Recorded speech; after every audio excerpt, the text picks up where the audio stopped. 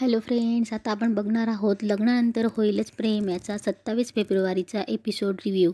मंजिरी गावकऱ्यांशी बोलत असते की मी का लग्न करू, तेव्हा यशवंत बोलतो की तुझ्या बहिणींसाठी, तुझ्या मामा मामीसाठी तू इथून मुंबईला जाशीलही आणि तिकडे जाऊन तू तुझ्या NGOत लग्नही लावशील मुलींचे, पण तुझ्या बहिणींचे कोणाचेच लग्न होणार नाही या विचाराने तुला लग्न करावं लागणार आहे.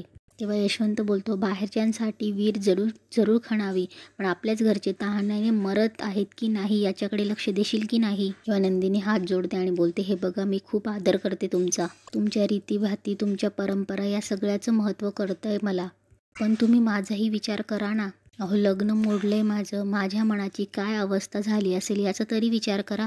तेव्हा दौलत बोलतो अगं तुझा जास्त विचार करतोय आम्ही, आम्हाला माहिती आहे तुझं लग्न राहून गेलं, त्याची एक दुसरी संधी मिळावी तोच तर विचार करतोय आम्ही. अगं हा गाव असाच आहे, हा इथला समाज आपले प्रश्न स्वतः पुढाकार घेऊन सोडवतो. तेव्हा गावकऱ्यांमधली एक बाई बोलते की नाहीतर काय, आम्ही लग्न करतोय तुझं, तुला मदत करतोय, तू तर खुश व्हायला पाहिजे, तू तर नाहीच म्हणायला लागली, याचा अर्थ काय आहे, तुझ्या मनात दुसरं आहे का काय अजून. तेव्हा नंदिनी बोलते वाटेल ते बोलू नका, माझ्या मनात दुसरं कोणी असतं तर परत आलेच नसते मी.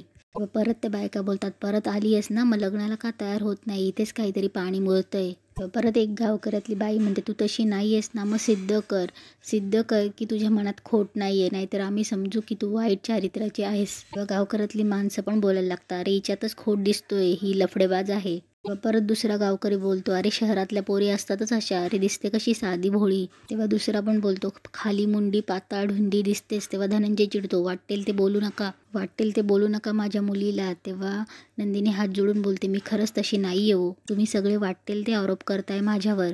शारदा बोलते साधी हो माझी नंदरी. तेव्हा गावातली एक बाई बोलते साधी नाही, चांगलीच पोहोचलेली आहे, बघितलं ना नवऱ्या मुलाच्या गळ्यात आपल्या बहिणीला अडकवलं हिने. गावकरीतला एक माणूस बोलतो अरे मोठं प्लॅनिंग आहे यांचं, हिनं आणि हिच्या याराने मिळून केलं असेल हे सगळं. तेव्हा दुसरा गावकरी बोलतो आई बापाने संस्कारच दिले नाहीत. तेव्हा एक बोलतो हिची तिसरी बहीण ती पण अशीच असेल. तेव्हा एक बाई बोलते की कुठल्या मातीची बनली ही बाई, एवढं सगळं ऐकून शर्मेने मेली असती. तेव्हा एक बाई बोलते कसली मरती, एक नंबरची बेशरम आहे ही. तेव्हा एक माणूस बोलतो हिच्या बापाचे कपडे उतरवा.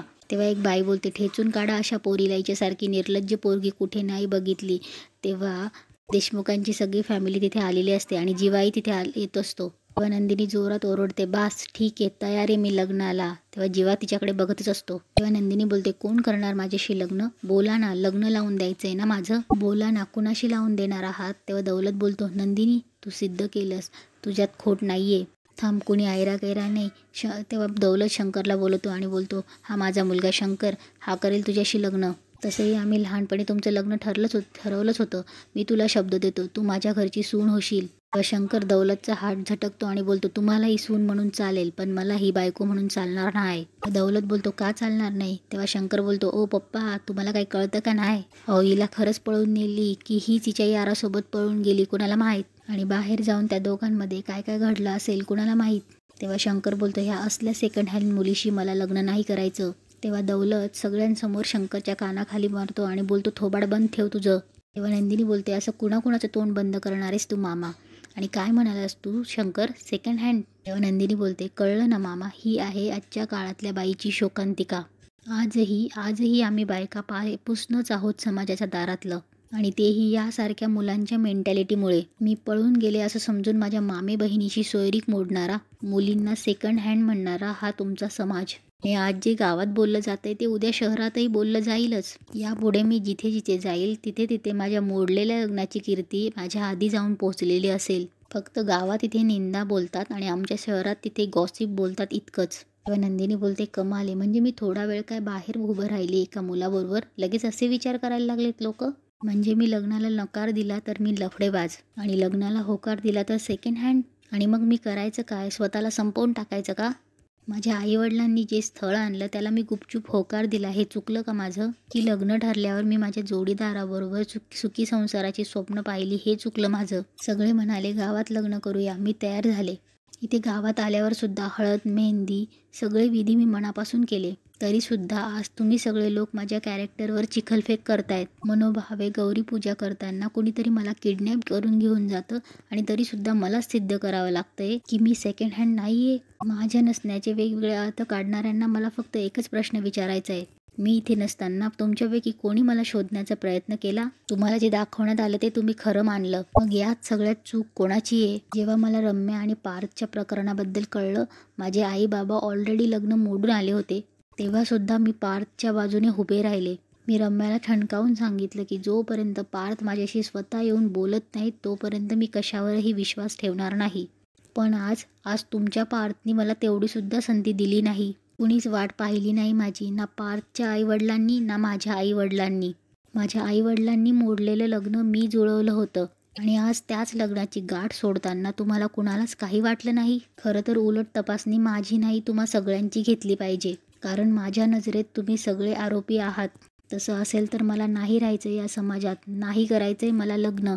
तर ठीक आहे, तुम्हा सगळ्यांचा आग्रह असेल तर तयार आहे मी लग्नाला, तयार आहे मी अग्निपरीक्षा द्यायला. फक्त कुणासाठी देऊ तेवढं मात्र सांगा. दगड झालंय माझं मन. आहे कोणी असा ज्याच्या येण्याने जीव येईल या दगडात? आहे कोणी असा जो माझ्यावर कुठलेही घाणेरडे आरोप करणार नाही आणि मला म्हणेन की मला लग्न करायचंय तुझ्याशी? तेव्हा नंदिनी बोलते, आहे का कोणी असा? आणि ती रडायला लागते आणि रडत रडत खाली बसते. हे सगळं जीवा बघतच असतो. तेव्हा जीवाला गावकरी काय बोलत असतात ते सगळं आठवत असतं. जीवा गावकऱ्यांचं बोललेलं पण आठवत असतो आणि नंदिनीकडे पण बघत असतो. तेव्हा जीवा हळूहळू नंदिनीच्या साईडने पुढे येत असतो आणि त्याला काव्याचं प्रेमही आठवत असतं. त्याला पार्थ आणि काव्याचं लग्नही आठवत असतं. तेव्हा जीवाला हेही आठवत असतं की तो काव्याला विचारतो की तुझं अजूनही माझ्यावर प्रेम आहे, माझ्यासाठी काहीही करशील. हे सगळं आठवत असतं जीवाला आणि जीवा पुढे पुढे नंदिनीच्या साईडने येत असतो. तेव्हा जीवा नंदिनीजवळ जाऊन नंदिनीच्या डोक्यावर हात ठेवतो. तेव्हा नंदिनी जीवाकडे बघते. तेव्हा जीवा बोलतो, मी करेल तुझ्याशी लग्न. तेव्हा जमलेले सगळे लोक जीवाकडे बघतच असतात. तेव्हा जीवा वरती बघतो आणि बोलतो, मी करेल नंदिनीशी लग्न. मानिनी आणि विक्रम पुढे येतात. तेव्हा विक्रम बोलतो, जीवा तू लग्नाच्या बाबतीत हा जो काही निर्णय घेतोयस त्या निर्णयावरती ठाम आहेस ना? तेव्हा जीवा आणि नंदिनी एकमेकांकडे बघतात. तेव्हा जीवा बोलतो, हो बाबा. तेव्हा जीवा बसलेल्या नंदिनीला हात धरून उठवतो, नंदिनीकडे बघतो, नंदिनीच्या खांद्यावर हात ठेवतो आणि बोलतो, मी करेल नंदिनीशी लग्न.